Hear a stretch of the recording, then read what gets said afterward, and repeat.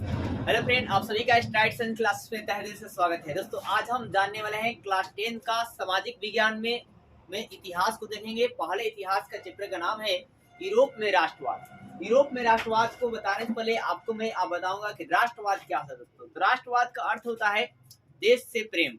क्या होता है दोस्तों? देश से प्रेम, यानी कि जो व्यक्ति अपने देश के लिए हर कुछ निछावर कर देता है तो वो राष्ट्रवादी व्यक्ति कहलाता है।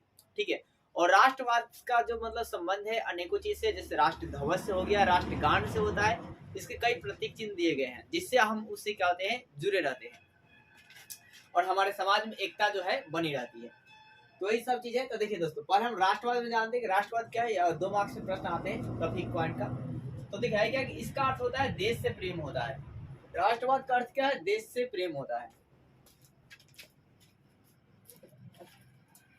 फिर बात आप यहाँ रखेंगे कि यूरोप में, देखिए अब है क्या दोस्तों, लेकिन हमारे प्राचीन सभ्यताओं की बात करें लगभग 200-300 साल पहले जाइए तो यूरोप में राजाओं से प्रेम करना ही राष्ट्रवाद माना जाता था, परंतु ये सही नहीं है। अब राजाओं से प्रेम करना ये कैसी राष्ट्रवाद है? ये राष्ट्रवाद नहीं है। तो यूरोप में राजाओं से प्रेम करना ही राष्ट्रवाद माना जाता था, जो कि क्या है दोस्तों, सही नहीं है। और यह एक भावना है। राष्ट्रवाद क्या है कि एक भावना है जो समाज को एकता फैलाता है। समाज क्या है? एकता फैलाता है कि हाँ हमें मिलजुल करना चाहिए। जैसे हम लोग क्या, हम लोग सारे इंडियन हैं, यानी कि भारतीय हैं। यूरोप में राष्ट्रवादी की भावना फ्रांसीसी क्रांति से प्रकट हुई। अब जो यूरोप था उसमें राष्ट्रवाद की भावना जो है कैसे प्रकट हुआ? तो फ्रांसीसी क्रांति से। कैसे दोस्तों? फ्रांसीसी क्रांति से। यानी कि हुआ क्या कि जब फ्रांस में बहुत सारे राजाओं का अत्याचार होने लगा तो लोगों को जब है क्या कि मतलब पीड़ा जो है ज्यादा असहनीय हो गया, तो लोग क्या हो मतलब अपने देश को बचाने के लिए उभर उठे और देश के लिए राष्ट्रवादी भावना दिखाई। और 19वीं शताब्दी के तहत आक्रामक हो गया। मतलब 19वीं शताब्दी तक ले क्या हो गया, फ्रांस की जो क्रांति है एकदम बहुत ही तेजी से होने लगी। और उसके बाद दोस्तों आपका है क्या मतलब देश में आपका राष्ट्रवाद की भावना जग जाती है। हर कोई देश से प्रेम करने लगता है, देश को बचाना चाहता है। इसमें नेपोलियन का बहुत ही बड़ा योगदान था। यानी कि यूरोप में राष्ट्रवाद के लिए क्या था, नेपोलियन का दोस्तों बहुत ही बड़ा योगदान था। अब हम लोग जानेंगे यूरोप में राष्ट्रवाद के बाद हमारा एक टॉपिक पॉइंट है वियना सम्मेलन, जो इसी पॉइंट में आप पढ़ेंगे तो आपको रीड करने मिलेगा। तो वियना सम्मेलन जो है, पहले तो इसका एमसीक्यू पूछ लेता है कब हुआ था, तो 1815 में हुआ था। अब ये सम्मेलन कौन करवाए थे? तो मेटरनिख करवाए थे। कौन दोस्तों? मेटरनिख करवाए थे। ठीक है, आप ये रख लीजिए। अब है एक बात देखिए, ऑस्ट्रिया की राजधानी क्या है? तो वियना। ऑस्ट्रिया की राजधानी क्या है दोस्तों? वियना है। ऑस्ट्रिया की राजधानी क्या है? वियना है। पहली बात ये रखिएगा। यह सम्मेलन 1815 में ऑस्ट्रिया के चांसलर मेटरनिख ने किया था। मतलब वियना जो सम्मेलन था वो 1815 में हुआ था। और कौन करवाए थे? ऑस्ट्रिया के चांसलर। ठीक है, मतलब ऑस्ट्रिया जो चलाने वाले होते हैं। ठीक है, जैसे हमारे इंडिया के चलाने वाले कौन है? पीएम है। उसी तरह वो ऑस्ट्रिया के चांसलर कौन थे? मेटरनिख ने किया।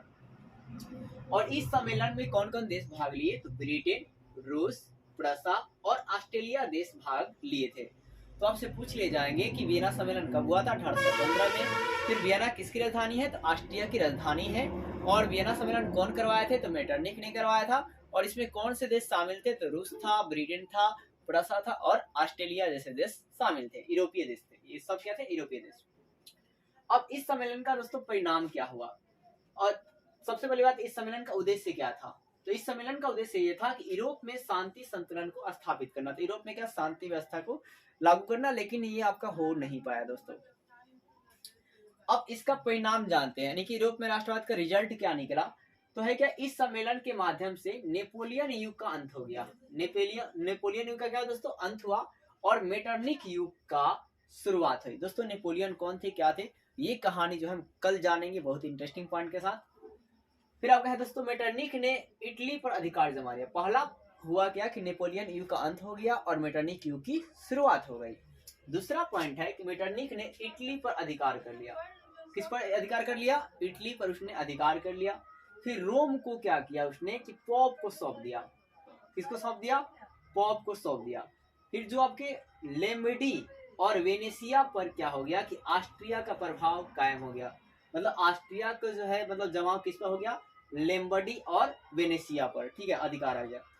फिर परमा और मोडेना और टस्कनी के प्रांत को हैबल्सबर्ग राजवंश को क्या किया? दे दिया गया। ये सब वियना सम्मेलन के द्वारा।